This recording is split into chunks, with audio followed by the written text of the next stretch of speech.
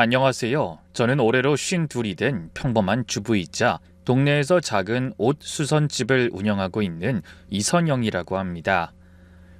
평생 남의 옷 해진 곳이나 기워주며 소박하게 살아온 제 인생에 감당하기 힘든 폭풍이 몰아쳤던 그날의 이야기를 시작해 보려고 합니다. 어느 집이나 그렇듯 저희 부부도 참 열심히 살았습니다. 남편은 넉넉하지 못한 형편에도 늘 성실하게 회사에 다녔고 저는 수선집을 지키며 아이들 키우고 시어머니 모시며 나름대로 행복을 일궈왔죠. 그런데 한 반년 전부터였을까요? 남편의 태도가 눈에 띄게 달라지기 시작했습니다. 매일 저녁 7시면 어김없이 돌아와 저와 함께 된장찌개를 떠먹던 남편이 밤 11시가 넘어서야 지친 기색으로 현관문을 들어오기 시작한 겁니다. 얼굴은 반쪽이 되었고 깨끗했던 와이셔츠 소매에는 늘 거뭇한 기름때가 묻어 있었죠. 그날 밤도 시계침 소리만 크게 들리는 고요한 거실에서 저는 남편을 기다리고 있었습니다. 밤 11시 반이 넘어서야 도어락 소리가 들리더군요. 남편은 힘없이 가방을 내려놓으며 신발을 벗었습니다. 여보 왔어요? 왜 이렇게 늦었어? 밥은 먹은 거예요? 제 물음에 남편은 제 눈을 피하며 대답했습니다. 그 회사에 일이 좀 밀려서 피곤하네. 나 얼른 씻고 나올게. 남편은 서둘러 욕실로 들어갔고 곧이어 물 쏟아지는 소리가 들려왔습니다. 소파 위에 툭 던져진 남편의 낡은 점퍼를 정리하려는데 그 안에서 찡하고 진동이 울렸습니다. 남편의 휴대폰이었습니다. 처음엔 그냥 두려다가 혹시나 회사에서 온 급한 연락일까 싶어 화면을 들여다봤죠. 화면에는 배달이 완료되었습니다라는 문구가 띄어져 있었습니다. 고개를 갸웃거리며 점퍼 주머니에 손을 넣었는데 거기서 꼬깃꼬깃하게 접힌 종이 뭉치와 낡은 목장갑 한 켤레가 나오더군요. 심장이 쿵쾅거리기 시작했습니다. 떨리는 손으로 종이를 펼쳐보니 전부 음식 배달 영수증들이었습니다. 떡볶이, 족발, 치킨, 영수증마다 찍힌 시간은 남편이 회사에 있어야 할 낮 시간부터 늦은 밤까지 다양했죠. 거뭇한 기름때가 묻은 목장갑은 얼마나 험하게 썼는지 손끝이 다 해져 있었습니다. 남편은 분명 아침마다 넥타이를 메고 출근을 했습니다. 회사에서 승진도 하고 잘 지내고 있다고 큰 소리를 떵떵 쳤던 사람입니다. 그런데 왜 남편의 주머니에서 배달 영수증과 이런 헌 장갑이 나오는 건지 제 머릿속은 하얘졌습니다. 저는 멍하니 서서 욕실문 너머로 들려오는 물소리를 들었습니다. 남편은 제가 걱정할까봐 아니면 가장으로서의 자존심 때문에 이 사실을 숨기고 있었던 걸까요? 50이 넘은 나이에 밖에서 오토바이를 타며 고생하고 있었을 남편을 생각하니 가슴이 미어지는 것 같았습니다. 하지만 차마 아는 척을 할 수가 없었습니다. 남편이 그토록 감추고 싶어하는 비밀을 제가 들춰버리면 그 사람이 무너져 내릴 것만 같았거든요. 저는 떨리는 손으로 다시 영수증과 장갑을 주머니 속에 집어넣었습니다. 그리고 아무 일도 없었던 것처럼 눈물을 훔치며 부엌으로 향했습니다. 그날 밤 이후로 제 머릿속은 온통 남편의 주머니에서 나온 그 낡은 목장갑과 영수증 생각뿐이었습니다. 하지만 당장 남편을 붙잡고 따질 순 없었죠. 저에게는 또 다른 중요한 일이 있었거든요. 바로 3년 전 돌아가신 친정아버지가 남기신 시골 땅 문제였습니다.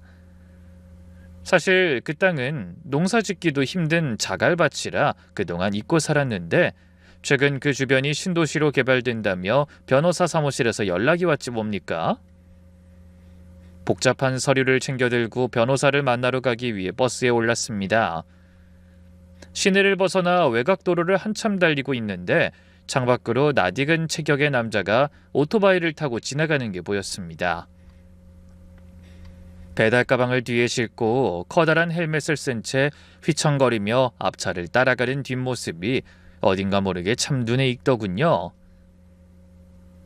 설마 하는 마음에 창문에 바짝 붙어 그 오토바이를 쳐다봤습니다. 그런데 오토바이 뒷바퀴가 갓길에 돌부리에 걸렸는지 크게 한번 휘청이는 게 아니겠어요? 제 가슴이 철렁 내려앉았습니다. 오토바이가 멈춰선 곳은 길가에 있는 작은 편의점 앞이었습니다. 헬멧을 벗고 오토바이에서 내리는 그 사람의 얼굴이 드러나는 순간 저는 숨을 멈출 수밖에 없었습니다. 세상에, 여보! 제 입에서 나지막한 탄식이 터져나왔습니다. 평생 펜대만 불리며 사무실에서 일하던 사람이 그 위험한 오토바이를 타고 이 먼 외곽도로까지 배달을 다니고 있었던 겁니다. 저는 홀린 듯 버스에서 내려 멀찍이 떨어져 남편의 뒷모습을 지켜봤습니다. 남편은 편의점으로 들어가더니 컵라면 하나를 사들고 나왔습니다. 그리고는 편의점 앞에 놓인 플라스틱 의자에 앉아 뜨거운 물을 붓고 기다리더군요. 찬바람이 쌩쌩 부는 길가에서 남편은 그 컵라면이 익기도 전에 뚜껑을 열어 허겁지겁 면발을 입으로 밀어 넣었습니다. 그 뒷모습이 어찌나 작고 초라해 보이는지 가슴 한구석이 칼로 베인 것처럼 아려왔습니다. 대체 회사에 무슨 일이 생긴 건지, 왜 저렇게까지 끼니도 못 챙기고 밖으로 돌고 있는 건지 생각할수록 눈물이 앞을 가렸습니다. 남편은 라면 국물까지 단숨에 들이켜더니 입가에 묻은 국물을 대충 소매로 닦아내고는 다시 헬멧을 고쳐 썼습니다. 그리곤 무거운 배달 가방을 등에 짊어진 채 다시 오토바이에 올라타 시동을 걸더군요.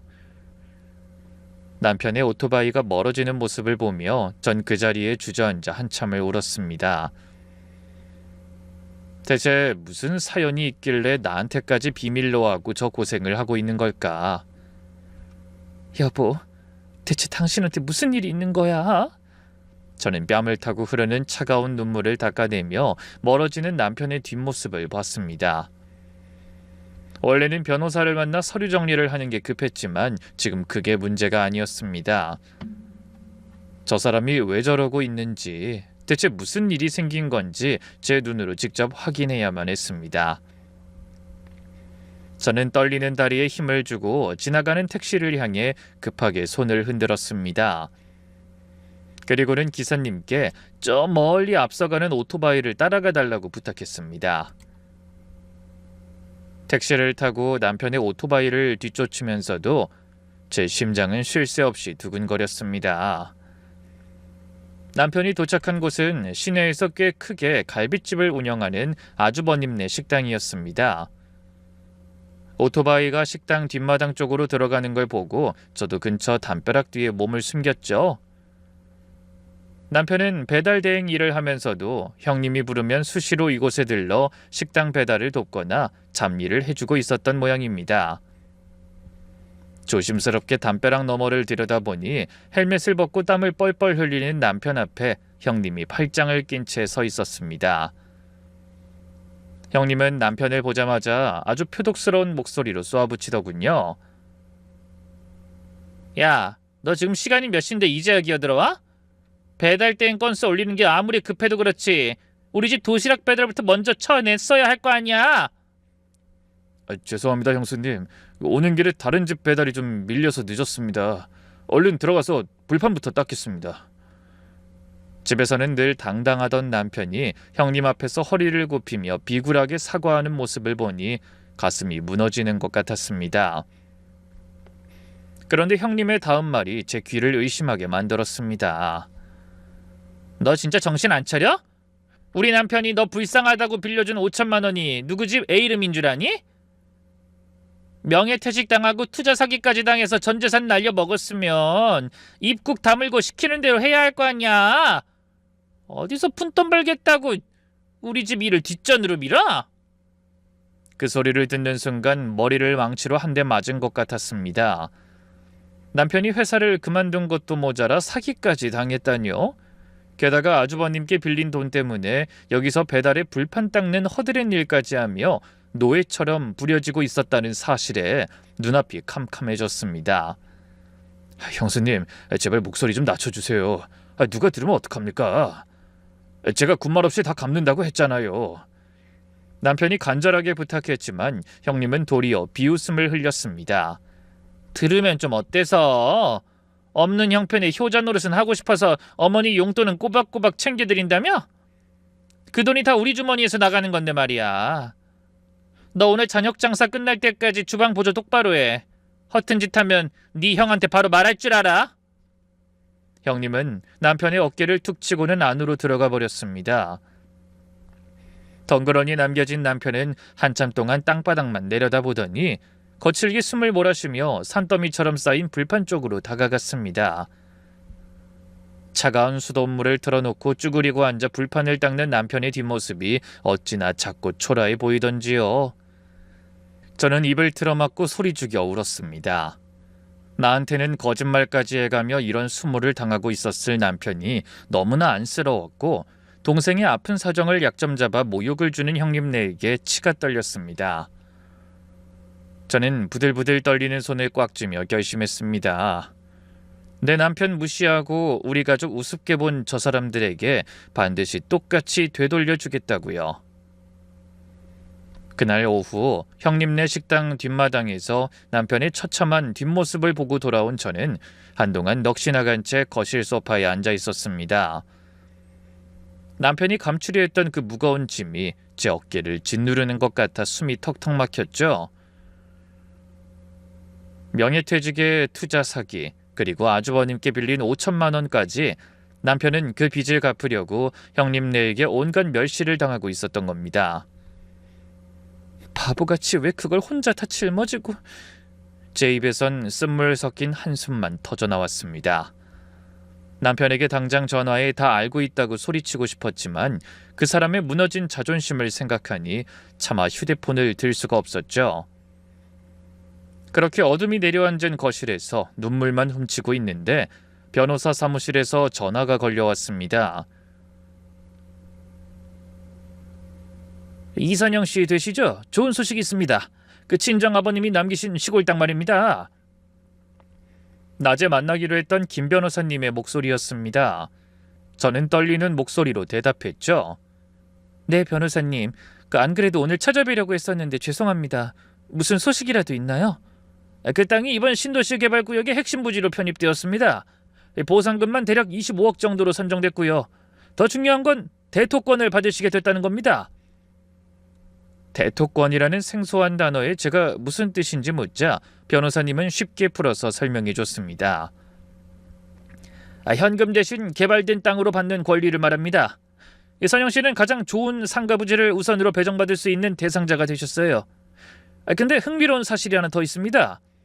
변호사님의 목소리에 힘이 실렸습니다. 이번에 지어질 핵심 상가 건물에 입점 신청을 한 업체들 명단을 확인해봤는데 김진태 씨라는 분이 운영하는 갈비집이 1순위 후보로 올라와 있더군요. 그 시행사 쪽에서는 규모가 큰 식당이라 입점을 적극적으로 검토 중이라고 합니다. 김진태, 제 아주버님의 이름이었습니다. 남편을 노예처럼 부리며 고통을 주던 그 아주버님이 정작 제 땅 위에 세워질 상가에 들어오려고 혈안이 되어 있다는 사실에 귀가 번쩍 뜨였습니다. 아주버님이 거기 들어오시려고 한다고요? 네, 그 아주버님 되시는 분이 권리금까지 미리 10억 넘게 준비해서 사활을 걸고 있다는 정보가 있습니다. 하지만 최종 결정은 대토권을 가진 선영 씨의 동의가 있어야 훨씬 수월해지는 구조입니다. 그 소리를 듣는 순간 가슴속 깊은 곳에서 뜨거운 무언가가 치밀어 올랐습니다. 남편을 짓밟고 비웃던 저들에게 이제 제가 어떤 존재가 될 수 있는지 깨달은 것이죠. 저는 어둠 속에서 조용히 눈을 빛냈습니다. 변호사님, 내일 당장 사무실로 찾아뵙겠습니다. 그리고 그 갈비집 계약 제가 확인하기 전까진 절대 진행하지 말라고 시행사에 전해주세요. 전화를 끊고 난 뒤 저는 처음으로 눈물을 닦고 미소를 지었습니다. 이제 남편의 굴욕을 되갚아줄 거대한 기회가 제 손에 들어왔으니까요. 다음 날 아침, 저는 평소보다 더 단정하게 옷을 차려입고 변호사 사무실을 찾았습니다. 사무실 책상 위에는 두꺼운 서류 뭉치와 신도시 상가 조감도가 펼쳐져 있었죠. 김 변호사님은 서류 한 장을 가리키며 제게 상세히 설명해 줬습니다. 여기 보시는 이 구역이 선영시가 대토권으로 배정받을 상가부지입니다. 이 근처에서 가장 유동인구가 많은 코더 자리죠. 그리고 여기가 아주버님께서 갈비집을 차리려고 사활을 걸고 있는 위치고요. 서류에 적힌 김진태라는 이름과 억 단위의 숫자들을 보니 헛웃음이 나왔습니다. 아주버님은 이 사업에 자기 전 재산을 쏟아붓고 대형 갈비집을 입점시키려 온갖 연줄을 동원하고 있었습니다. 변호사님, 제가 이 상가부지의 유일한 상속자이자 주인인 게 확실한 거죠? 아이 그럼요. 선영씨의 승낙 없인 시행사에서도 아주버님 식당과 최종 계약을 맺기 매우 껄끄러운 상황입니다. 토지주의자 대토권자의 의견이 절대적이거든요. 변호사님의 확신에 찬 말에 저는 서류를 천천히 훑어봤습니다. 남편은 5천만 원 빚 때문에 그 집 뒷마당에서 불판을 닦고 있는데 아주버님은 제 땅 위에 10억 넘는 권리금을 투자해 대박을 꿈꾸고 있다니 참으로 기막힌 운명이었습니다. 일단 아주버님네 식당과의 모든 협의를 전면 보류해 주세요. 제 단호한 말에 변호사님이 좀 놀란 듯 저를 쳐다봤습니다. 보류 말입니까? 아주버님 쪽에서는 하루가 급하다고 독촉 중이라던데요. 네, 보류요. 제가 직접 상황을 지켜보고 결정할 때까지 어떤 확답도 주지 마세요. 그쪽에서 이유를 물으면 토지주 측에서 검토할 사안이 많아 시간이 걸린다고만 하시면 됩니다. 저는 의자 깊숙이 몸을 기댔습니다. 남편을 개무시하던 그들이 이제 제 입만 바라보며 피가 마르는 시간을 보내게 될 것을 생각하니 가슴이 시원해졌습니다. 아주버님네가 입점하려는 그 상가 자리가 제 허락 없인 한 발짝도 나갈 수 없는 덫이 될 거라는 사실을 그들은 꿈에도 모르겠죠. 그리고 변호사님, 제 신분은 절대 노출하지 마세요. 그냥 토지주 측 대리인인 변호사님하고만 소통하게 해주세요. 때가 되면 제가 직접 나타날 겁니다. 사무실을 나오는 제 발걸음은 어제보다 훨씬 가벼웠습니다. 이제 복수를 위한 첫 번째 장치들이 설치되었습니다. 남편의 굴욕을 몇 배로 되갚아주기 위한 저만의 계획이 조용히 시작되고 있었습니다. 변호사 사무실을 다녀온 뒤로 제 마음은 복잡한 감정들로 소용돌이쳤습니다. 25억이라는 보상금과 상가 부지의 주인이라는 사실이 아직도 실감이 나지 않았거든요. 하지만 한편으론 그 사실을 꿈에도 모른 채 형수님에게 굽실거리며 불판을 닦고 있을 남편을 생각하면 가슴 한구석이 아려왔습니다. 그날 저녁 남편과 나란히 앉아 텔레비전을 보고 있는데 휴대폰이 요란하게 울려댔습니다. 가족 단체 대화방에 형님이 올린 메시지였습니다. 다들 확인해라. 다음 주면 어머니 생시는 거 알지? 이번엔 우리 식당에서 크게 잔치할 거다. 메뉴는 이미 정해놨으니까 다들 토달지 말고 참석하도록 해. 형님의 말투는 여전히 기세등등했습니다. 평소 같으면 그러려니 했겠지만 낮에 식당 뒷마당에서 본 형님의 표독스러운 얼굴이 떠올라 절로 미간이 찌푸려졌습니다. 남편은 제 눈치를 살피더니 조심스럽게 답장을 보냈습니다. 네, 형수님.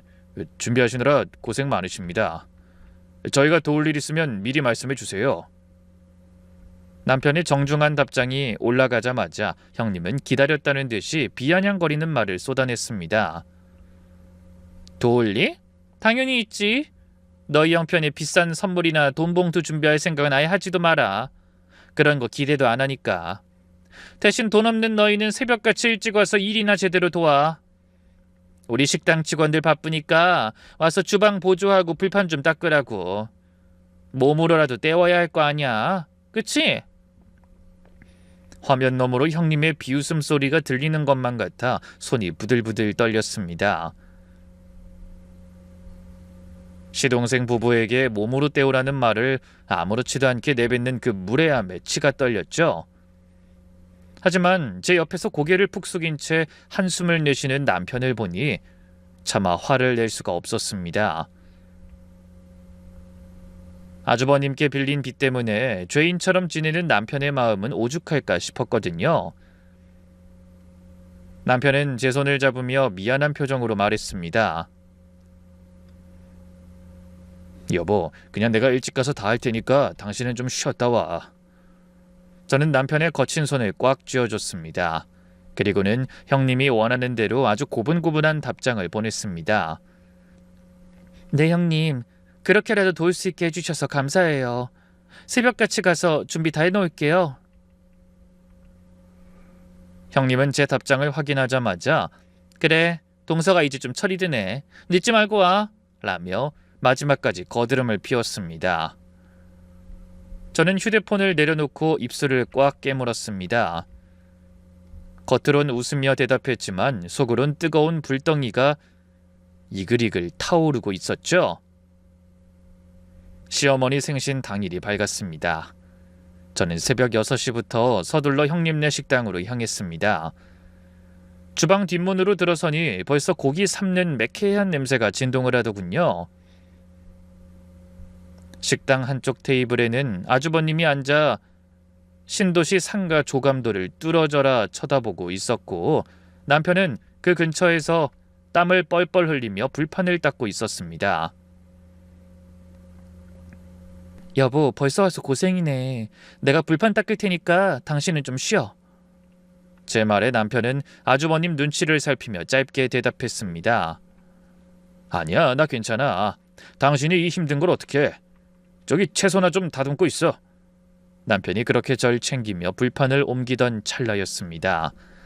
남편의 바지 주머니에서 요란한 진동 소리가 울렸습니다. 남편은 당황한 기색으로 휴대폰을 확인하더니 안절부절 못하며 입술을 깨물더군요. 아마 배달 일감이 들어온 모양이었습니다. 남편은 잠시 망설이다가 아주버님 쪽으로 다가갔습니다.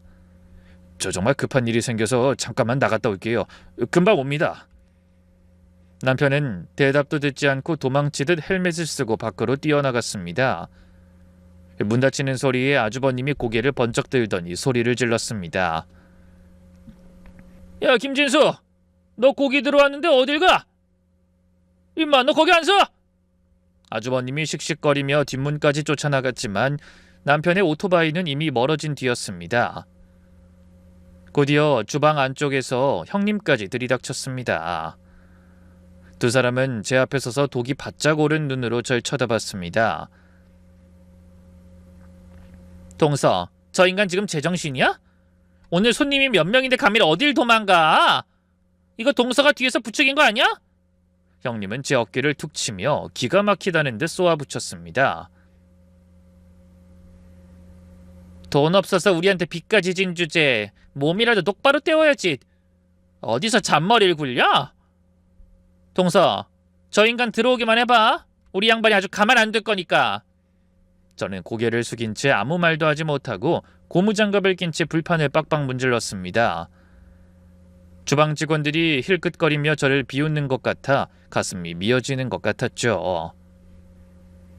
남편이 감추려 했던 그 간환과 빚의 굴레가 주방 가득 퍼지는 것 같아 눈시울이 붉어졌지만 저는 입술을 깨물며 묵묵히 채소를 다듬었습니다.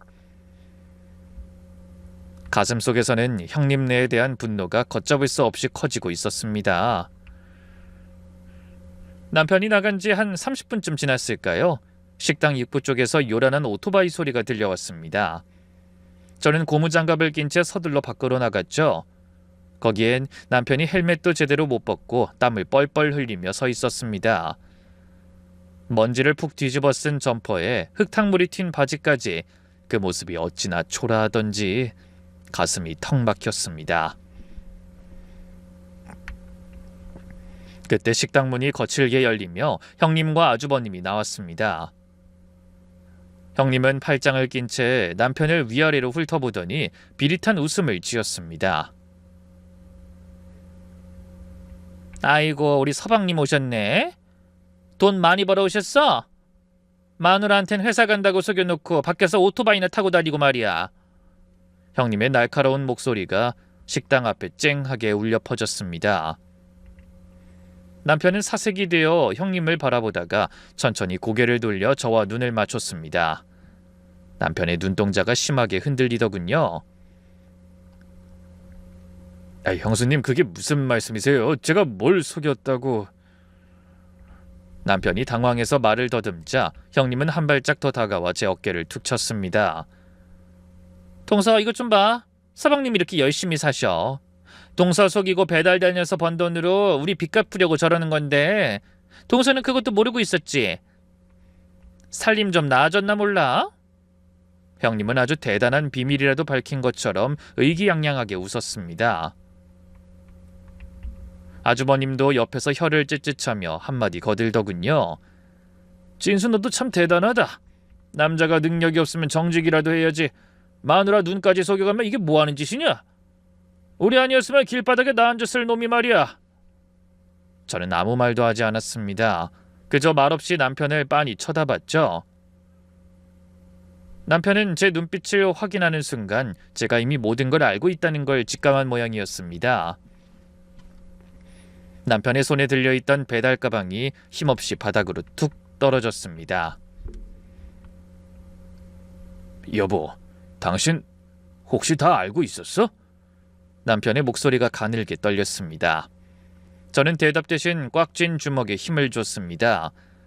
그 비참하고 비굴한 표정의 남편을 보고 있자니 형님네 식구들에 대한 증오가 머리끝까지 치밀어 올랐습니다. 그래요, 다 알고 있었어요. 당신이 여기서 어떤 대접받으며 일하고 있는지도 전부 다요. 제 말에 남편은 얼굴을 감싸주며 주저앉았습니다. 형님은 그 꼴이 우스운지 배를 잡고 깔깔거리며 웃더군요. 저는 그런 형님을 뚫어지게 쳐다보며 속으로 다짐했습니다. 오늘 이 모욕 반드시 몇 배로 돌려주겠다고 말이죠. 식당 입구에서 형님네 부부에게 그 모진 소리를 듣고 난 뒤 남편은 한동안 넋이 나간 사람처럼 서 있었습니다.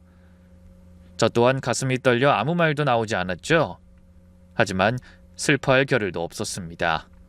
곧이어 친척들을 태운 차들이 하나둘 도착하기 시작했고 아주버님은 빨리 들어가서 손님 맞을 준비 안 해라며 저희를 주방으로 밀어넣었거든요.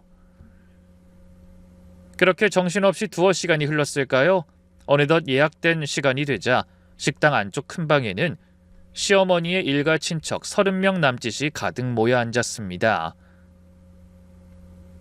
저와 남편은 땀과 기름에 쩔어 엉망이 된 차림으로 겨우 구석자리에 앉을 수 있었죠.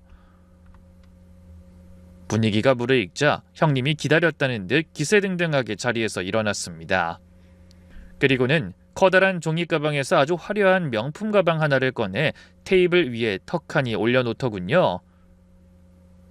어머니, 이거 요즘 사모님들 사이에서 제일 잘 나가는 명품 가방이에요.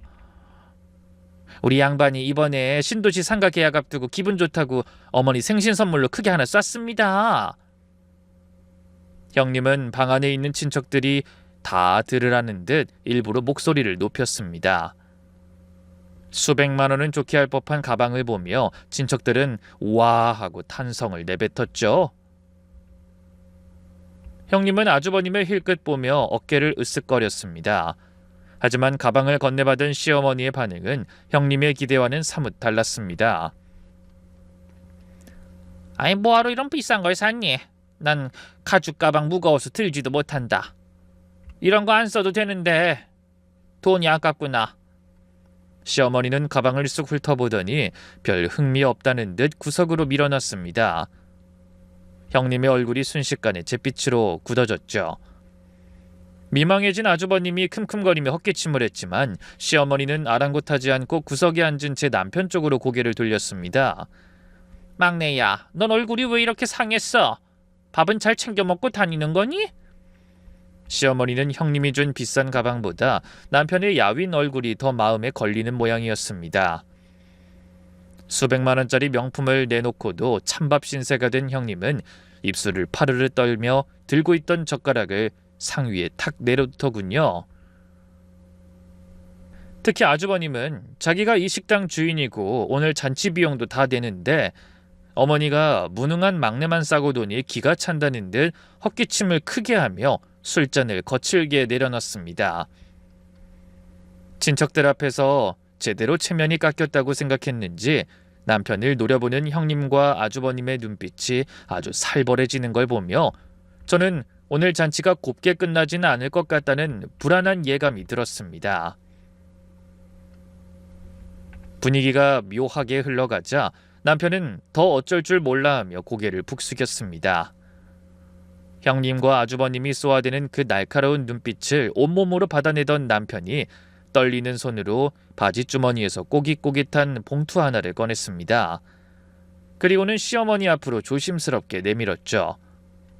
어머니, 형님네처럼 비싸고 좋은 선물은 못 준비했어요.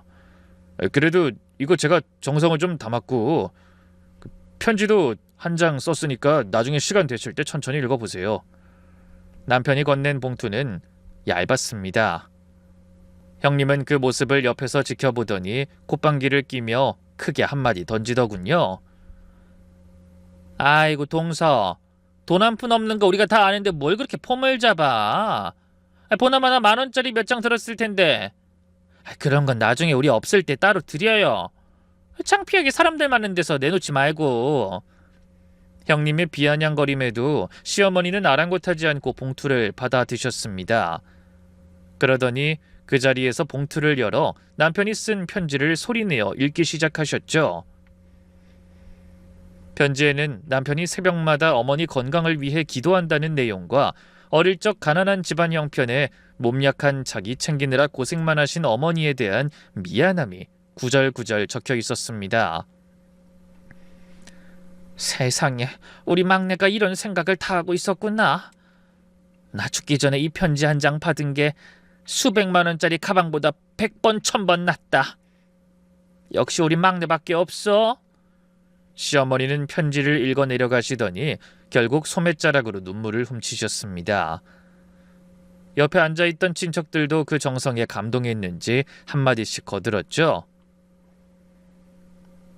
아이고, 진수가 진짜 효자네. 요즘 세상에 저렇게 손으로 편지 쓰는 아들이 어딨어. 복도 많으시네. 친척들의 칭찬이 이어질수록 아주버님과 형님의 얼굴은 순식간에 흑빛으로 변했습니다. 특히 아주버님은 소주를 연거푸 들이켜더니 식탁에 쾅 내려놓더군요. 아이 어머니, 지금 이게 뭐하는 상황입니까? 저희가 수백만 원 들여서 가방 사드리고 이 비싼 갈비 대접하는 건 정성이 아니고 저 푼돈 몇 푼 담긴 종이 쪼가린 정성입니까? 사람 체면 좀 생각해 주셔야죠. 아주버님의 고함에 잔치 분위기는 순식간에 싸늘하게 얼어붙었습니다. 형님도 도끼 어린 눈으로 저와 남편을 쏘아보며 부르르 떨더군요. 수백만 원짜리 명품을 가져다 바친 자신들보다 초라한 행색의 남편이 쓴 편지 한 장에 마음을 다 뺏긴 시어머니의 태도에 모욕감을 느낀 모양이었습니다. 남편은 사색이 되어 어머니의 손을 잡았고 저는 이 폭풍전야 같은 긴장감 속에서 조용히 입술을 깨물었습니다. 시어머니는 남편의 편지를 품에 꼭 안으신 채 아주버님을 매섭게 노려보며 호통을 치셨습니다. 야 이놈아, 돈이면 다야? 네 동생은 이렇게 내 마음을 헤아려주는데 너희는 명품이니 뭐니 자랑질이나 하고 부모 마음도 모르는 것들이 무슨 장남 노릇을 한다고 그래?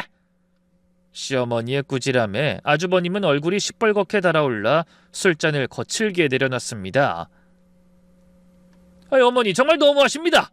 제가 이 식당 차려서 어머니 모시고 사느라 얼마나 고생했는지 아세요? 저놈은 맨날 입으로만 효도하고 실속이는 건 다 제가 해드리는데 왜 맨날 저놈만 감싸고 도시는 거냐고요? 옆에 있던 형님도 이때다 싶었는지 눈을 부라리며 거들었습니다. 어머니, 이 사람 말 틀린 거 하나 없어요. 저희가 이번에 신도시 상가 들어가는 것도 다 어머니 호강시켜드리려고 이 약물고 하는 건데 어떻게 저런 종이 쪼가리 한 장이랑 우리 정성을 비교하세요? 저희 정말 서운해서 못 살겠네요. 방안 분위기는 험악해질 대로 험악해졌습니다. 친척들은 눈치를 보며 젓가락질을 멈췄고 사태가 심각해지자 결국 남편이 조심스럽게 입을 열었습니다. 형님, 형수님, 그 어머니 생신인데 제발 그만들 하세요. 제가 부족해서 그런 거니까 저를 탓하세요. 그 어머니 앞에서 이게 무슨... 남편의 말이 끝나기도 전에 형님이 자리에서 벌떡 일어났습니다. 그러더니 독이 바짝 오른 눈으로 남편을 가리키며 악을 썼죠. 야, 김진수, 네가 지금 누구 앞에서 훈수질이야? 너 지금 제정신이니? 어디서 감히 효자 흉내를 내고 있어? 형수님, 말씀이 너무 지나치시잖아요. 제가 뭘 그렇게 잘못했다고? 남편이 당황해서 말을 흐리자 형님은 비릿한 웃음을 지으며 폭탄을 터뜨렸습니다. 지나쳐? 웃기고 있네. 너희가 지금 우리 덕에 숨쉬고 사는 거 여기 계신 분들이 다 아셔야 해. 회사 잘리고 밖에서 오토바이 타며 배달이 나는 주제에 어머니 눈속여가며 여기서 효자 대접받으니까 기분이 좋니? 우리 양반이 너 길바닥에 나앉는 거 불쌍하다고 어디 가서 굶어 죽지 말라고 적선하듯 빌려준 5천만 원. 그거 한 푼도 못 갚아서 우리 집에서 불판이나 닦는 주제 어디서 잘난 척이야? 방 안은 순식간에 정적이 흘렀습니다. 친척들은 경악하며 남편을 쳐다봤고 시어머니는 충격에 손을 떨며 남편의 얼굴을 바라보셨죠. 형님은 분이 안 풀리는지 남편 앞으로 성큼성큼 다가갔습니다. 어머니, 이 인간 사기당해서 알거지 됐어요. 그런 주제에 무슨 편지를 쓰고 앉아있어? 꼴에 자존심은 있어서 마누라까지 속여가며 그 짓을 해?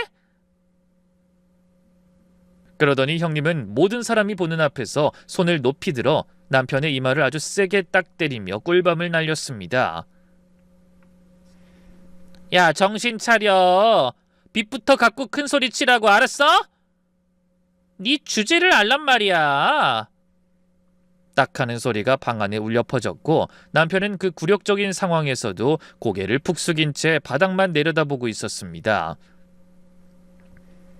신이 넘은 동생의 이마에 꿀밤을 때리며 개무시라는 형님의 모습에 저는 온몸에 피가 거꾸로 솟는 것 같았습니다. 남편은 어깨를 들썩이며 소리 없는 울음을 삼켰습니다. 시어머니는 부들부들 떨리는 손으로 남편의 어깨를 감싸려다 눈을 부릅뜨고 형님과 아주버님을 노려보며 호통을 치셨죠. 이 못된 것들아, 네가 어떻게 하나뿐인 시동생한테 손찌검을 해? 사람들 많은 데서 어떻게 네 동생을 짐승 취급하냐고, 이 천벌받을 놈들아. 시어머니는 목 울 때가 넘어갈 정도로 크게 소리를 지르시더니 갑자기 가슴을 부여잡고 숨을 헐떡이셨습니다. 안색이 순식간에 흑빛으로 변하며 그대로 바닥으로 고꾸라지셨죠. 식당 안은 순식간에 비명과 통곡으로 아수라장이 되었습니다. 친척들이 당황해서 우왕좌왕하는 사이 저는 지체 없이 휴대폰을 꺼내 119에 전화를 걸었습니다. 여기 갈비찜인데요. 할머니 한 분이 의식을 잃고 쓰러지셨어요. 빨리 구급차 좀 보내주세요. 제가 소리를 지르며 상황을 수습하는 동안에도 아주버님은 어머니의 상태보다 엉뚱한 곳에 정신이 팔려 있었습니다. 아주버님은 쓰러진 어머니 곁으로 다가가 몸을 흔들며 정신 나간 소리를 내뱉었죠. 아니 어머니, 지금 이러시면 안 돼요. 시골집 명의서류 아직 도장도 안 찍어주셨는데 이대로 가시면 어떡합니까? 정신 좀 차려보세요. 아주버님의 입에서 나온 그 추악한 본심에 방 안에 있던 친척들이 일제히 숨을 멈췄습니다. 형님 또한 사색이 되어 어머니를 부축하는 척하면서 남편에게 독서를 퍼부었죠. 이게 다 너 때문이야. 야, 김진수, 네가 그 종이 쪼가리 내밀어서 어머니 혈압 올랐지만 않았어도 이런 일 없었잖아. 우리가 왜 너한테 5천만 원이나 빌려준 줄 알아? 그거 받고 어머니 유산에서 손 떼라고. 나중에 딴소리 하지 말라고 입막음용으로 준 거잖아. 그런데 어디서 감히 효자 노릇을 해서 우리 계획을 다 망쳐? 형님의 입에서 터져나온 진실은 그야말로 충격적이었습니다. 그들이 남편에게 돈을 빌려준 건 형제애가 아니라 나중에 어머니가 돌아가셨을 때 남편이 자기 몫의 재산을 요구하지 못하게 하려는 덫이었던 겁니다. 비싼 명품 가방이며 식사 대접도 오로지 어머니의 마음을 사서 남은 재산을 몽땅 자기들 앞으로 돌리려는 투자였을 뿐이었죠. 남편은 형님에게 밀쳐지면서도 쓰러진 어머니의 손을 붙잡고 울부짖기만 했습니다. 저는 구급대원과 통화를 마치고 남편을 밀치고 있는 형님의 손을 거칠게 뿌리쳤습니다. 지금 사람이 죽게 생겼는데 돈 얘기가 나와요? 당신들 정말 사람도 아니야. 나중에 이 대가 어떻게 치르려고 이래? 제 서슬퍼런 외침에 형님은 잠시 주춤하며 입을 다물었습니다. 멀리서 구급차 사이렌 소리가 요란하게 들려오기 시작했습니다. 저는 차가운 눈으로 쓰러진 어머니보다 자기들 몫의 재산을 더 걱정하는 저 악마 같은 사람들을 하나하나 눈에 담았습니다. 여보, 정신 차려. 어머니 모시고 병원부터 가자. 나머진 내가 다 알아서 할게. 저는 넋이 나간 남편을 일으켜 세우며 낮게 읊조렸습니다. 남편은 응급실의 차가운 벽에 기대어 주저앉은 채 두 손으로 얼굴을 감싸쥐고 연신 어깨를 들먹였습니다. 아까 식당에서 겪은 수모보다 어머니가 자신 때문에 쓰러지셨다는 죄책감이 남편을 더 괴롭히는 것 같았습니다. 하지만 그 비극적인 순간에도 형님과 아주버님의 머릿속엔 오직 돈 계산뿐이었습니다. 형님은 응급실 문이 열릴 때마다 신경질적으로 머리를 쓸어 넘기더니 결국 남편 앞으로 다가와 발을 쾅 굴렀습니다. 야, 김진수, 너 지금 울음이 나오니? 네가 어머니 저렇게 만들어서 우리 잔치 다 망쳐놓고 지금 무슨 염치로 울고 있어? 당장 일어나서 돈 갚을 궁리나 해. 남편이 대답 없이 흐느끼기만 하자 형님은 더욱 목소리를 높여 비아냥거렸습니다. 너 우리가 빌려준 5천만 원 그거 그냥 준 거 아니라고 했지? 당장 내일까지 입금해. 안 그러면 네가 그동안 배달하면서 구걸하고 다닌 거 동네방네 다 소문낼 줄 알아. 아주 씨를 말려버릴 거니까. 형님의 독설에 제 가슴이 갈기갈기 찢어지는 것 같았지만 저는 이를 악물고 참았습니다. 그때 옆에서 담배 냄새를 풍기며 서 있던 아주버님이 남편이 멱살을 거칠게 잡아 일으켰습니다. 아주버님의 눈은 탐욕과 분노로 번들거리고 있었죠. 진수, 너 똑바로 들어. 내가 이번에 신도시 상가에 모든 걸 다 걸었다는 거 알지? 권리금에 인테리어 비용까지 대출받아서 쏟아부었어. 근데 네가 오늘 깽판 쳐서 어머니 저렇게 되시고 친척들 입방아에 오르내리면 내 사업 이미지에 타격 가는 거 몰라? 만약 이번 계약 잘못되면 내 손에 죽을 줄 알아. 내 앞길 막는 놈은 형제고 뭐고 없어. 아주버님은 협박 섞인 말과 함께 남편을 벽으로 거칠게 밀쳤습니다. 남편은 벽에 부딪히면서도 그저 죄송하다는 말만 되풀이하며 고개를 숙였죠. 저는 그 광경을 지켜보며 주먹을 꽉 쥐었습니다. 아주버님이 그토록 목숨 걸고 있는 그 신도시 상가 부지, 그리고 입점 우선권을 결정할 대토권의 주인이 바로 제 앞에 있는 줄도 모르고 내뱉는 그 말들이 가소롭기까지 했습니다. 형님, 아주버님, 어머님이 사경을 헤매는데 지금 돈 얘기랑 사업 얘기가 나와요? 제발 사람답게 좀 구세요. 제가 한마디 하자 형님은 기가 막히다는 듯 제 앞으로 다가와 삿대질을 했습니다. 뭐? 사람답게? 동서, 우리가 동선에 굶어 죽지 말라고 적선해준 돈으로 연명하면서 말이 많네? 억울하면 돈 갚고 말해. 돈도 없는 것들이 자존심만 살아서는. 저는 더 이상 대꾸하지 않았습니다. 대신 속으로 조용히 읊조렸죠. 당신들이 그토록 갈망하는 그 사업의 목줄을 쥐고 있는 건 바로 나라고 말입니다. 응급실 불빛 아래서 저는 차가운 미소를 지었습니다. 병원 입원실의 공기는 며칠이 지나도 여전히 무거웠습니다. 시어머니는 다행히 의식을 회복하시고 퇴원 준비를 할 만큼 기운을 차리셨지만 남편은 여전히 죄인처럼 눈치만 살피고 있었습니다. 그날 식당에서 당한 수모와 어머니가 쓰러진 것이 다 자기 탓인 것만 같아 마음을 잡지 못하는 모습이었죠. 전 그런 남편의 곁을 지키며 아무 말 없이 손을 꽉 잡아줬습니다. 그때 병실 문이 요란하게 열리며 형님과 아주버님이 들어왔습니다. 두 사람은 어머니의 건강을 걱정하는 기색은커녕 얼굴에 짜증이 가득 서려 있었죠. 형님은 오자마자 침대 밑에 놓인 짐꾸러미를 발로 툭툭 건드리며 입을 열었습니다. 어머니, 이제 좀 괜찮으세요? 이 사람이 요즘 신도시 상가 계약 때문에 얼마나 바쁜지 아시죠? 근데 어머니 병간호에 뭐에 우리가 신경 쓰게 한두 가지가 아니에요. 그리고 동서, 병원비 정산 어떻게 할 거야? 설마 이것까지 우리한테 떠밀 생각은 아니지? 형님은 저를 빤히 쳐다보며 비릿한 웃음을 지었습니다. 남편이 갚지 못한 5천만 원을 약점 삼아 사람들 앞에서도 우리를 거지에 비유하며 멸시하더니 이젠 병원비마저 우리를 몰아세우는 무기로 삼고 있었습니다. 동선의 입에 풀칠하기도 바쁜 거 다 아는데 병원비 낼 돈은 있나 몰라? 우리한테 빌린 5천만 원도 안 갚고 저렇게 뻔뻔하게 앉아있는 거 보면 정말 기가 막혀서. 어머니, 저희가 이래서 막내를 못 믿는 거예요. 입으로만 효자지 정작 돈 쓸 땐 입 싹 닫잖아요. 형님의 독설에 병실안은 순식간에 차가운 침묵이 흘렀습니다. 시어머니는 기력이 없으신지 눈을 감고 고개를 돌리셨고 아주버님은 옆에서 연신 시계를 확인하며 거들었습니다. 신수, 너 내 사업 망치면 죽는다고 했지? 이번에 신도시 입점권 안 나오면 네가 그동안 빌려간 돈에 이자까지 쳐서 다 받아낼 거야. 어머니 퇴원하시면 바로 우리 집으로 가시게 해. 내가 명의 이전 서류 다 준비해놨으니까.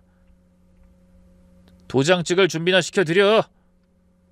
아주버님은 쓰러지셨던 어머니를 앞에 두고도 시골집 유산에 대한 탐욕을 숨기지 않았습니다. 남편은 그 협박에 몸을 떨며 알겠다고 대답했지만 제 심장은 분노로 타올라 터질 것만 같았습니다. 당신들이 그토록 목숨 걸고 있는 그 상가 부지, 그리고 입점 우선권이 누구 손에 달려있는지 알게 된다면 어떤 표정을 지을지 정말 궁금해지더군요. 저는 이를 악물고 형님과 아주버님을 똑바로 쳐다봤습니다. 그리고 나직하지만 단호한 목소리로 말했죠. 병원비 걱정은 마세요, 형님. 저희가 알아서 처리할 테니까요. 제 말에 형님은 콧방귀를 끼며 동서가 무슨 돈이 있냐고 비웃었지만 저는 그 비웃음을 차갑게 받아 넘겼습니다. 이제 병실을 나가는 순간부터 제가 준비한 복수가 본격적으로 시작될 테니까요. 병실을 빠져나오는 제 등 뒤로 형님의 비웃음 섞인 목소리가 계속해서 따라붙었지만 저는 더 이상 대꾸할 가치조차 느끼지 못했습니다. 복도로 나오자 차가운 병원 공기가 폐부 깊숙이 들어왔고 저는 떨리는 손을 진정시키며 휴대폰을 꺼내들었습니다. 그동안 남편의 간곡한 부탁 때문에 그리고 가족이란 굴레 때문에 참고 또 참아왔던 마지막 인내심이 방금 병실 안에서 완전히 박살났으니까요. 저는 연락처 목록에서 가장 아래쪽에 저장된 번호를 눌렀습니다. 신도시 개발 시행사의 김이사였습니다. 신도시 보상금 25억과 대토권을 쥐고 있는 저를 모시기 위해 수차례 병원까지 찾아오며 공을 들이던 사람이었죠. 신호음이 몇 번 울리기도 전에 상대방이 아주 깍듯한 목소리로 전화를 받았습니다. 사모님, 안 그래도 연락 기다리고 있었습니다. 보상금 집행 서류랑 대토권 행사 관련해서 최종 확인이 필요해서요. 저는 차갑고 가라앉은 목소리로 입을 열었습니다. 이사님, 긴 말하지 않을게요. 지금 저희 아주버님이 진행 중인 신도시 복합상가 입점 계약 있잖아요. 그거 전면 백지화 해주세요. 제 단호한 말투에 수화기 너머에서 당황한 기색이 역력하게 전해졌습니다. 네? 사모님, 그게 무슨 말씀이신지. 아주버님 되시는 분께서 이미 가계약까지 마치고 인테리어 업체까지 알아보고 계신 걸로 아는데요. 저희 쪽에서도 우대 조건으로 진행 중이라 갑자기 취소하면 곤란합니다. 이사님, 제 땅 위에 세워지는 상가잖아요. 제 대토권 행사 포기하는 한이 있어도 그 식당은 절대 제 땅에 입점시키지 않을 겁니다. 만약 그 식당 계약 강행하시면 저도 시행사 측에 협조 안 할 거니까 그렇게 하세요. 당장 취소 통보하세요. 제 지시라고 명확히 밝히시고요. 전화를 끊으려던 찰나 등 뒤에서 무언가 툭 떨어지는 소리가 들렸습니다. 깜짝 놀라 뒤를 돌아보니 어느새 병실 밖으로 따라 나온 형님이 사색이 된 얼굴로 서 있더군요. 형님의 발치에는 어머니께 드리려던 물컵이 떨어져 바닥이 온통 물바다가 되어 있었습니다. 동섭, 방금 뭐라고 했어? 상가 계약을 백지화하라고? 네가 무슨 수로... 네가 뭔데 그걸 취소해? 너 지금 미쳤어? 형님은 믿을 수 없다는 듯 목소리를 부르르 떨며 저에게 다가왔습니다. 하지만 아까 병실에서 기세등등하게 절 무시하며 병원비 걱정이나 하라던 그 표독스러운 눈빛은 이미 사라지고 없었습니다. 저는 휴대폰을 가방에 집어넣으며 형님을 똑바로 쳐다봤습니다.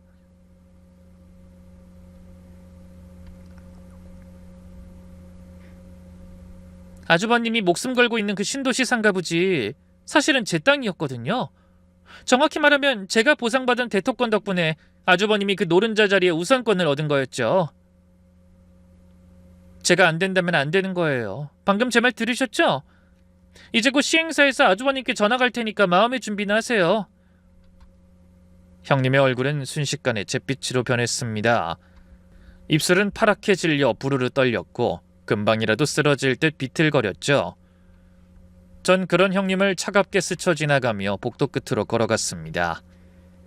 이제부터 아주버님과 형님이 일궈놨다고 믿었던 그 허황된 꿈들이 하나씩 무너져 내리는 소리를 감상할 차례였습니다. 병원에서의 소동이 있은 지 며칠이 지났습니다.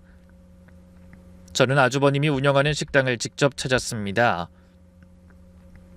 점심시간인데도 손님 하나 없이 썰렁한 식당 안쪽에서 물건 부서지는 소리가 들리더군요. 식당 주방 옆에 붙어있는 아주버님의 작은 사무실 문을 열고 들어가니 그 안은 그야말로 지옥이나 다름없었습니다. 책상 위에는 서류들이 어지럽게 널려 있었고 아주버님은 책상 위에 휴대폰을 올려둔 채 스피커폰으로 통화 중이었습니다. 형님은 옆에서 넋이 나간 채 바닥에 주저앉아 있었죠. 저는 팔짱을 낀 채 그 가관인 풍경을 조용히 지켜봤습니다. 아, 이사님. 그러니까 그 이선영이 재수씨 이선영이 맞느냐고요. 그 여자가 무슨 돈이 있고 무슨 힘이 있다고 그 여자 말 한마디에 제 계약을 취소합니까? 예? 이게 말이 되냐고요? 수화기 너머로 김이사의 차갑고 단호한 목소리가 흘러나왔습니다. 아이, 사장님 몇 번을 말합니까? 이번 구역 대토권이랑 보상금 전권을 쥐고 있는 토지주 이선영 씨가 직접 본인 지시라고 밝히고 계약 파기하라고 하셨다니까요. 그분 협조 없이는 상가 건물 자체가 올라가질 못하는데 저희가 무슨 힘이 있겠습니까? 이제 그만 전화하시고 위약금 정리나 준비하세요. 전화가 뚝 끊겼습니다. 아주버님은 들고 있던 휴대폰을 바닥에 떨어뜨렸고 사무실 안에는 숨막히는 정적이 흘렀습니다. 설마 했던 그 공포가 완벽한 현실로 확정되자 온몸을 사시나무 떨듯 떨며 주저앉더군요. 여보, 진짜였어. 내가 병원 복도에서 들은 게 진짜였다고. 저 독종이, 저 이선영이가 정말로 시행사를 움직인 거였어. 우리 이제 어떡해?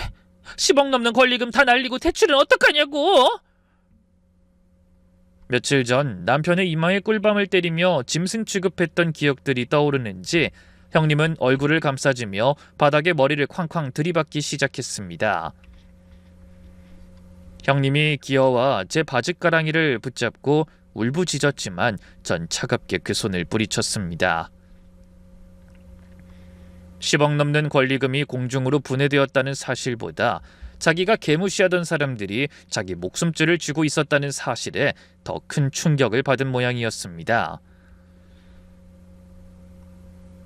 아주버님이랑 형님이 제 남편 무시하고 빚 갚으라고 몸으로 때우라고 하실 때 전 속으로 참 많이 웃었어요. 자기가 누구 땅에서 장사하려고 하는지도 모르는 게 너무 가여워서요. 제 말이 끝나자 아주버님은 거품을 물듯 꺽꺽대며 숨을 몰아쉬었습니다. 전 그런 두 사람을 내려다보며 며칠 전 형님이 저에게 했던 말을 그대로 돌려줬습니다. 형님, 불판이나 제대로 닦으세요. 돈 없으면 몸으로라도 똑바로 때워야지. 어디서 잔머리를 굴려요? 이제부터 두 분이 평생 불판 닦으면서 제 남편한테 준 모욕 천천히 이자까지 쳐서 갚으시면 되겠네요. 저는 뒤도 돌아보지 않고 사무실을 나왔습니다. 뒤편에서 형님의 비명 같은 대성통곡과 아주버님이 집기를 때려 부수는 소리가 들려왔지만 제 가슴속에는 그 어떤 동정심도 남지 않았습니다. 며칠 뒤 제가 운영하는 작은 수선집 앞으로 검은색 고급 세단 한 대가 멈춰섰습니다. 차에서 내린 형님과 아주버님은 며칠 사이에 얼굴이 반쪽이 된 채 초췌한 모습이었죠. 수선집 문을 열고 들어오는 두 사람의 발걸음에는 예전의 그 위세는커녕 비굴함만 가득했습니다. 저는 재봉틀을 돌리던 손을 멈추지 않은 채 그들을 투명인간 취급했습니다. 동서, 바빠? 우리 얘기 좀 하러 왔어. 형님이 제 눈치를 보며 기어들어가는 목소리로 말을 걸었지만 저는 대꾸하지 않았습니다. 그러자 아주버님이 갑자기 수선집 바닥에 털썩 무릎을 꿇었습니다. 뒤이어 형님도 허겁지겁 그 옆에 무릎을 꿇고 제 바짓가랑이를 붙잡으려 했죠. 재수씨, 우리가 정말 잘못했어. 우리 집사람이 식당에서 내 동생한테 꿀밤 때리고 모욕 줬던 거, 그거 다 장난이었어. 형제끼리 동서끼리 그럴 수도 있는 거잖아. 집사람이 정말 악의가 있어서 그런 게 아니라고. 아주버님은 며칠 전에 그 오만함은 어디로 갔는지 제 발등이라도 핥을 기세로 매달렸습니다. 형님이 꿀밤 때린 게 장난이었다는 그 파렴치한 변명에 저는 헛웃음이 나왔지만 여전히 눈길조차 주지 않고 제 봉질에만 집중했습니다. 옆에 있던 형님도 눈물 콧물 쏟으며 거들었죠. 그래 동서, 내가 그때 장난기가 좀 심해서 그랬어. 우리 정말 지금 길바닥에 나앉게 생겼어. 시행사에서 위약금 청구 들어오고 대출금 독촉에 매일매일이 지옥이야. 동서가 이사한테 전화 한 통만 해주면 되잖아. 상가 계약만 다시 살려주면 우리가 평생 동선의 머슴 노릇할게. 전 그제야 재봉틀을 멈추고 고개를 들어 두 사람을 쳐다봤습니다. 제 차가운 시선에도 두 사람은 마치 구원이라도 얻은 듯 눈을 반짝였죠. 하지만 제 입에서 나간 말은 그들의 심장을 다시 얼어붙게 만들었습니다. 형님이 50 넘은 시동생 이마에 꿀밤 때리면서 친척들 앞에서 개망신 주는 게 장난이에요? 그럼 저도 장난 좀 쳐볼까요? 아주버님 사업 공중 분해시킨 거, 그거 제 나름대로는 아주 재밌는 장난이었거든요. 근데 두 분은 왜 하나도 안 웃으세요? 제 말에 두 사람의 안색이 하얗게 질려 아무 말도 하지 못했습니다. 형님은 제 손을 붙잡고 제발 한 번만 살려달라며 수선집 바닥에 머리를 찌우며 빌었지만 저는 그 손을 거칠게 뿌리쳤습니다. 적선하듯 빌려준 그 5천만 원 내일 당장 입금해 드릴 테니까 그거 받고 저랑 제 남편 인생에서 영원히 사라지세요. 아주버님이 제 남편 배달하는 거 비웃으면서 돈 갚으라고 몸으로 때우라고 하셨죠? 이제 두 분이 직접 배달하든 불판을 닦든 해서 당신들 빚이나 갚으며 사세요. 전 더 이상 할 말 없으니 당장 나가세요. 수선해야 할 옷들 먼지 묻으니까. 저는 다시 재봉틀을 돌리기 시작했습니다. 요란한 기계음이 수선집 안에 울려 퍼졌고 형님과 아주버님은 망연자실한 표정으로 한참을 그렇게 무릎 꿇고 앉아 있었습니다.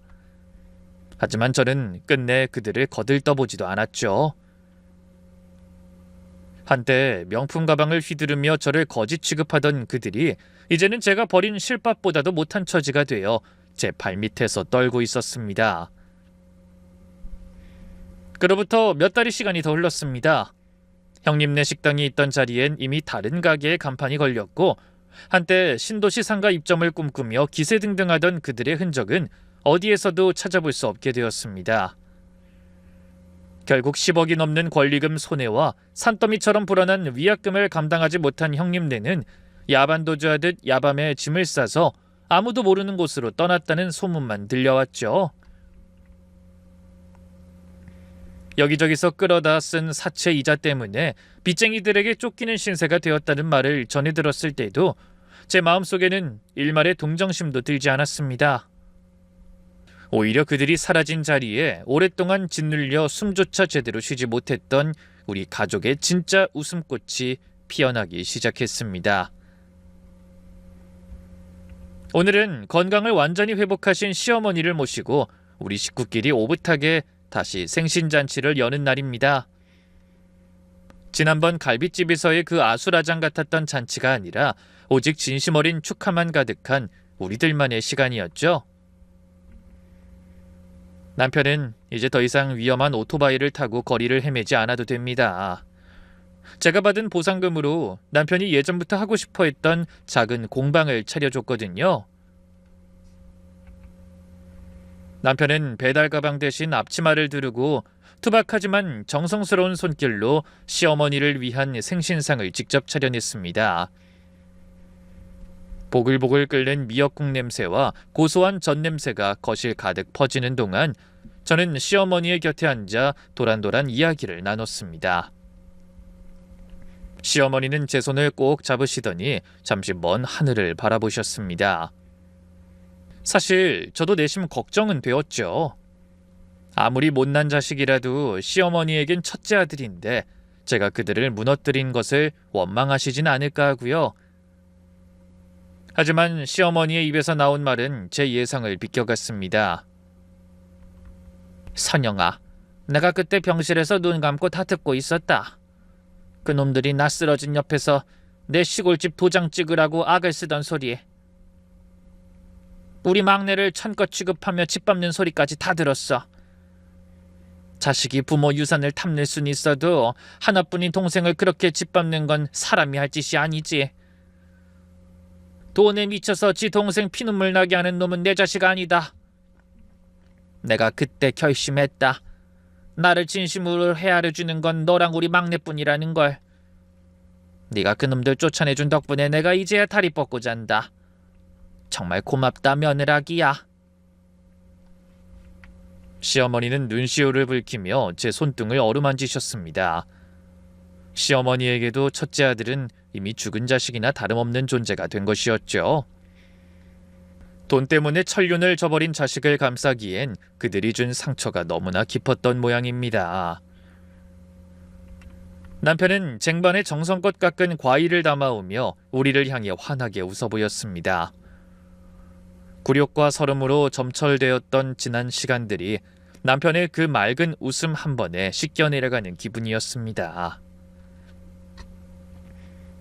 문 밖으로 쫓겨나듯 나갔던 그들의 비참하고 처량한 뒷모습은 이제 기억조차 나지 않을 만큼 우리 집 거실에는 따스한 온기와 평화만이 가득했습니다. 저는 남편의 거친 손을 잡고 시어머니의 웃음소리를 들으며 비로소 가슴 깊은 곳에서 올라오는 뜨거운 안도감을 느꼈습니다. 긴 터널을 지나 드디어 우리가 있어야 할 눈부신 봄날의 자리를 되찾았음을 저는 확신할 수 있었습니다.